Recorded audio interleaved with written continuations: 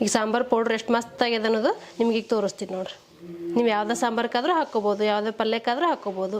ಈ ರೀತಿ ಮನ್ಯಾಗ ಮಾಡಿಟ್ರೆ ಈಸಿಯಾಗಿ ಮಾಡ್ಕೊಂಬಿಡ್ಬೋದು. ಒಂದು 10 ನಿಮಿಷದಲ್ಲಿ ರೆಡಿ ಆಗಿಬಿಡ್ತೈತ್ರಿ ಅದು.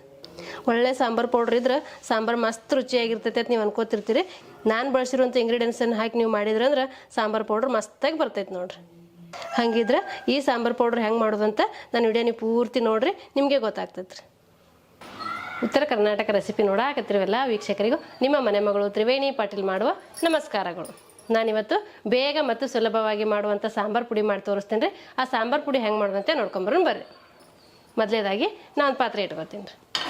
ನೀವೇನಾರು ನಮ್ಮ ಚಾನಲ್ಗೆ ಹೊಸಬ್ರಾಗಿದ್ರೆ ಅಂದ್ರೆ ಸಬ್ಸ್ಕ್ರೈಬ್ ಆಗಿರಿ, ಬೆಲ್ಲೈಕನ್ ಒತ್ತಿರಿ, ನಿಮ್ಗೆ ನೋಟಿಫಿಕೇಶನ್ ಬರ್ತೈತಿ. ನಾವು ಹಾಕೋ ವಿಡಿಯೋಗಳೆಲ್ಲ ಫಸ್ಟ್ ನಿಮ್ಗೆ ಬರ್ತಾವೆ, ಎಲ್ಲರಿಗಿಂತ ಮೊದಲಾಗಿ ನೀವೇ ನೋಡ್ಬೋದು ರೀ.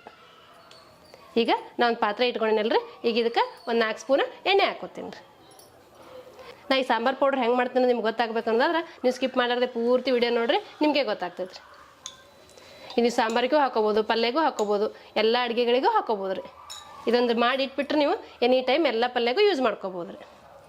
ಇದು ಎಣ್ಣೆ ಬಿಸಿ ಆಗಲ್ಲ ರೀ. ಈಗ ಎಣ್ಣೆ ಬಿಸಿ ಆಗಾಕತ್ತೈತ್ರಿ. ನಾವು 1 ಟೇಬಲ್ ಸ್ಪೂನ್ ಅಷ್ಟು ಮೆಂತ್ಯ ಕಾಳು ತೊಗೊಂಡಿನಿ, ಅವು ಹಾಕೋತೀನಿ. ನೀವು ಜಾಸ್ತಿ ಹಾಕೋಬೇಡ್ರಿ, ಕಹಿ ಬರೋ ಸಾಧ್ಯತೆ ಇರ್ತೈತಿ.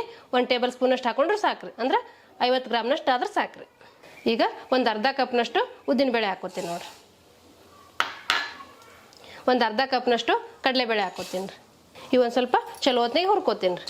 ಇದು ಮೀಡಿಯಮ್ ಫ್ಲೇಮಲ್ಲಿ ಇಟ್ಕೊಂಡೆ ಹುರ್ಕೋಬೇಕ್ರಿ. ನೀವು ಹೈ ಫ್ಲೇಮಲ್ಲಿ ಇಟ್ಟರೆ ಹೊತ್ತು ಸಾಧ್ಯತೆ ಇರ್ತಾವೆ. ಮೀಡಿಯಮ್ ಫ್ಲೇಮಲ್ಲಿ ಇಟ್ಕೊಂಡು ಚಲೋ ಹೊತ್ತಿನಾಗ ಹುರ್ಕೋಬೇಕಾಗ್ತೈತೆ ರೀ. ನಾನು ಹಿಂದೆ ಒಂದು ಸಲ ಮಸಾಲೆ ಖಾರ ಮಾಡಿ ತೋರಿಸಿನಿ ರೀ, ಸಪ್ಪನ ಮಸಾಲೆಗಳು ಮಾಡಿ ತೋರಿಸಿನಿ, ಸಾಂಬಾರು ಪೌಡ್ರ್ ಮಾಡಿ ತೋರಿಸಿನಿ, ಸುಮಾರು ನಮ್ಮನೆ ರೆಸಿಪಿಗಳು ಮಾಡಿ ತೋರಿಸಿನಿ. ಅದ್ರ ಲಿಂಕ್ ಕೊಟ್ಟಿರ್ತೀನಿ, ನೀವು ಬೇಕಾದ್ರೆ ಹೋಗಿ ನನ್ನ ಚಾನಲ್ದಲ್ಲಿ ನೋಡ್ಬೋದು ರೀ. ನಾ ಮಾಡೋ ರೆಸಿಪಿಗಳು ನಿಮ್ಗೆ ಏನಾದ್ರು ಯೂಸ್ಫುಲ್ ಅನಿಸ್ತಿತ್ತು ಅಂದ್ರೆ ಒಂದು ಲೈಕ್ ಮಾಡೋದು ಮಾತ್ರ ಮರ್ಯಾಕೆ ಹೋಗ್ಬೇಡ್ರಿ. ಇವು ಎಣ್ಣೆಯಾಗ ಸ್ವಲ್ಪ ಫ್ರೈ ಆಗ್ಬೇಕ್ರಿ. ಇವು ಸ್ವಲ್ಪ ಬ್ರೌನ್ ಕಲರ್ ಆಗ್ಯಾವ ನೋಡ್ರಿ. ನಿಮ್ಗೆ ವಿಡಿಯೋದಾಗ ನೋಡಿದ್ರೆ ಗೊತ್ತಾಗ್ತಿರ್ಬೇಕು ನೋಡ್ರಿ. ಈ ರೀತಿ ಹುರ್ಕೋಬೇಕಾಗ್ತೈತೆ ರೀ. ಈಗ ಇದಕ್ಕೆ ನಾನು ಒಂದು ಸ್ವಲ್ಪ ಚಕ್ಕೆ ತೊಗೊಂಡಿನಿ, ಅದು ಹಾಕ್ಕೋತೀನಿ ರೀ. ಸ್ವಲ್ಪ ಕರಿಕಾಳು ಮೆಣಸು ತೊಗೊಂಡಿನಿ, ಅವು ಹಾಕ್ಕೋತೀನಿ ರೀ. ಇವು ಒಂದು 10 ಗ್ರಾಮ್ ಆದ್ರೆ ಸಾಕ್ರಿ.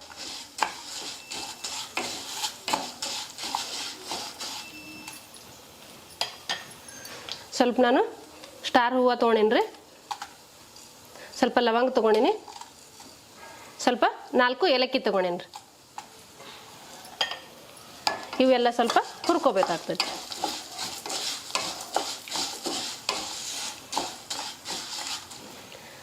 ನಾ 200 ಗ್ರಾಮ್ನಷ್ಟು ಧನಿಯಾ ತೊಗೊಂಡಿನಿ, ಅವನ್ನ ಇದ್ರಾಗ ಹಾಕೊಂಡು ಹುರ್ಕೋತೀನಿ ನೋಡ್ರಿ. ನನಗೆ ಗೊತ್ತಿರೋಂಗೆ ನಾ ಸಾಂಬಾರು ಪೌಡ್ರ್ ಮಾಡಿ ತೋರ್ಸಾಕತ್ತೀನಿ ರೀ. ನಿಮ್ಮನೆ ನೀವು ರೆಗ್ಯುಲರಾಗಿ ಹೆಂಗೆ ಮಾಡ್ಕೊತೀರಿ ನೋಡ್ಕೊಂಡು ಹಂಗೆ ಮಾಡ್ಕೋಬೋದು ರೀ. ಇದು ಒಂದು ಸತಿ ಮಾಡಿ ನೋಡಿರಿ, ನಿಮಗೂ ಗೊತ್ತಾಗ್ತದೆ ಎಷ್ಟು ಮಸ್ತಾಗಿರ್ತೈತಿ ಅಂಥೇಳಿ. ಇದು ಬೇಗನೆ ಮಾಡ್ಕೊಂಬಿಡ್ಬೋದು ರೀ. ಆಲ್ಮೋಸ್ಟ್ ಎಲ್ಲರ ಮೇಲೆ ಇಂಗ್ರೀಡಿಯೆಂಟ್ಸ್ ಇದ್ದೇ ಇರ್ತೈತಿ, ನೀವು ಆರಾಮಾಗಿ ಮಾಡ್ಕೊಂಬಿಡ್ಬೋದು ರೀ. ಇವೆಲ್ಲ ಚಲೋ ಹೊತ್ನಾಗ ಹುರಿದ ನಂತರ ಒಂದು 100 ಗ್ರಾಮ್ನಷ್ಟು ಬ್ಯಾಡಗಿ ಮೆಣಸಿನ್ಕಾಯಿ ತೊಗೊಂಡಿನಿ ರೀ, ಅವು ಹಾಕೋತೀನಿ. ನಿಮ್ಮ ಖಾರಕ್ಕೆ ಬೇಕಂದ್ರೆ ಗುಂಟೂರು ಮೆಣಸಿನ್ಕಾಯಿನೂ ಹಾಕೋಬೋದು. ನೀವು ಖಾರ ಬೇಡಪ್ಪ ಅನ್ನೋದಾದ್ರೆ ಬರೀ ಬ್ಯಾಡಗಿ ಮೆಣಸಿನ್ಕಾಯಿನೂ ಹಾಕೋಬೋದು ರೀ. ನಾನೀಗ ಬರೀ ಬ್ಯಾಡಗಿ ಮೆಣಸಿನ್ಕಾಯಿ ಹಾಕ್ಕೊಂಡಿನಿ ನೋಡ್ರಿ. ನಾ ಎಲ್ಲ ಒಟ್ಟಿಗೆ ಹುರ್ಕೊಳಕತ್ತೀನಿ. ನೀವು ಬೇಕಂದ್ರೆ ಸಪ್ರೇಟಾಗಿ ಹುರ್ಕೋಬೋದು ರೀ. ಆದಷ್ಟು ಲೋ ಫ್ಲೇಮಲ್ಲಿ ಇಟ್ಟೆ ಹುರ್ಕೋಬೇಕಾಗ್ತೈತೆ ರೀ. ಒಂದು ಹಿಡಿಯಷ್ಟು ಕರ್ಬೇವು ತೊಗೊಂಡಿನಿ ರೀ, ಕರ್ಬೇವೂ ಹಾಕೋತೀನಿ ನೋಡ್ರಿ. ಇದನ್ನೂ ಒಂದು ಸ್ವಲ್ಪ ಕ್ರಿಸ್ಪಿ ಆಗಂಗೆ ಹುರ್ಕೋಬೇಕಾಗ್ತೈತೆ ರೀ. ನಾನು ಹೇಳಿರೋ ಅಳತೆಯಲ್ಲಿ ನೀವು ಮಾಡ್ಕೊಂಡ್ರೆ ಅಂದ್ರೆ ಒಂದು ವಾರದಿಂದ 15 ದಿವಸದವರೆಗೆ ಬರ್ತೈತೆ ರೀ. ನೀವು ಸ್ವಲ್ಪ ಮಾಡ್ಕೋಬೋದು. ಇದನ್ನು ಬೇಗ ಮಾಡ್ಕೊಂಬಿಡ್ಬೋದು. ಬರೀ ಹುರಿದ್ಬಿಟ್ಟು ಮಿಕ್ಸಿಗೆ ಹಾಕಿಬಿಟ್ರೆ ಪೌಡ್ರ್ ಆಗಿಬಿಡ್ತೈತೆ ರೀ. ನೀವು ಈ ರೀತಿ ಮಾಡಿ ಇಟ್ಕೊಂಡು ಯೂಸ್ ಫ್ರೆಶ್ ಆಗಿ ಮಾಡ್ಕೊಂಡ್ರೆ ಸಾಂಬಾರು ರುಚಿನೂ ಜಾಸ್ತಿ ಇರ್ತೈತೆ ರೀ.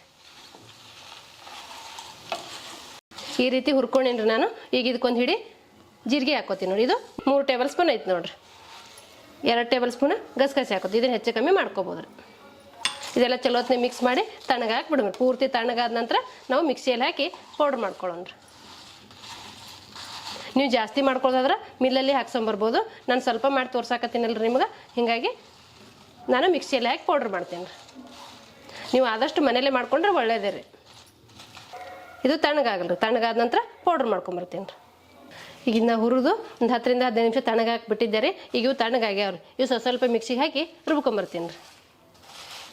ಒಂದು ಸ್ವಲ್ಪ ಹಿಂಗೆ, ಸ್ವಲ್ಪ ಅರಿಶಿನ ಪುಡಿ ತೊಗೊಂಡಿನಿ, ಅದನ್ನ ಹಾಕೋತೀನಿ ನೋಡಿರಿ. ನೀವು ಮುಂಚೆನೇ ಬಿಸಿ ಇದ್ದಾಗ ಹಾಕ್ಕೊಂಡ್ರೆ ಹೊತ್ತು ಸಾಧ್ಯತೆ ಇರ್ತೈತಿ. ಹಾಗಾಗಿ ಲಾಸ್ಟಿಗೆ ತಣ್ಣಗಾದ್ಮೇಲೆ ಹಾಕ್ಕೊಂಡು ಮಿಕ್ಸ್ ಮಾಡ್ಕೊಂಡ್ರೆ ಸಾಕ್ರಿ.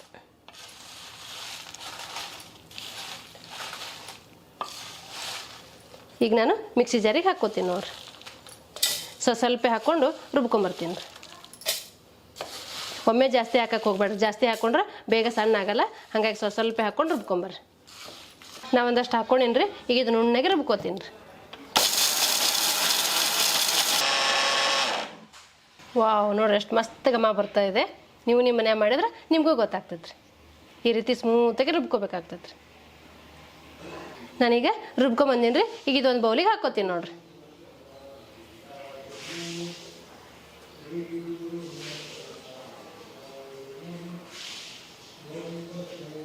ಎಷ್ಟು ಮಸ್ತಾಗಿ ಬಂದೈತೆ ನೋಡ್ರಿ. ನೀವು ನಿಮ್ಮ ಮನ್ಯಾಗ ಮಾಡಿದ್ರೆ ನಿಮಗೂ ಗೊತ್ತಾಗ್ತೈತೆ ರೀ. ಈ ರೀತಿ ಮಾಡಿಟ್ಬಿಟ್ರೆ ನಿಮ್ಗೆ ಸಾಂಬಾರು ಮಾಡಾಗ ಈಸಿಯಾಗಿ ಸಾಂಬಾರು ಮಾಡ್ಕೊಂಬಿಡ್ಬೋದು ರೀ. ಸಾಂಬಾರಿಗೆ ಪಲ್ಯಕ್ಕೆ ಎಲ್ಲದಕ್ಕೂ ಹಾಕ್ಕೋಬೋದು ರೀ. ಇದು ನೋಡಿರಿ ಎಷ್ಟು ಕಲರ್ಫುಲ್ಲಾಗಿ ಎಷ್ಟು ಸ್ಮೂತಾಗಿ ಬಂದಿದೆ ಅಂತ ನಿಮ್ಗೆ ನೋಡಿದ್ರೆ ಗೊತ್ತಾಗ್ತೈತೆ. ನಾನು ಮನೆಯಲ್ಲೇ ಮಿಕ್ಸಿಯಲ್ಲಿ ಮಾಡ್ಕೊಂಡೀನಿ. ನೀವು ಬೇಕಾದ್ರೆ ಮಿಲ್ಲಲ್ಲಿ ಹಾಕ್ಸ್ಕೊಂಡು ಮಾಡ್ಕೊಂಬರ್ಬೋದು ರೀ. ನೋಡಿದ್ರಲ್ರಿ ವೀಕ್ಷಕರೇ, ಬೇಗ ಮತ್ತು ಸುಲಭವಾಗಿ ಸಾಂಬಾರು ಪೌಡ್ರ್ ಮಾಡೋದನ್ನು. ಈ ಸಾಂಬಾರು ಪೌಡ್ರ್ ಮಾಡೋ ಪದ್ಧತಿ ನಿಮ್ಗೆ ಇಷ್ಟ ಆಗಿತ್ತಂದ್ರೆ ಒಂದು ಲೈಕ್ ಮಾಡಿರಿ, ಶೇರ್ ಮಾಡಿರಿ, ಕಮೆಂಟ್ ಮಾಡಿರಿ, ಸಬ್ಸ್ಕ್ರೈಬ್ ಆಗಿರಿ. ಧನ್ಯವಾದಗಳು.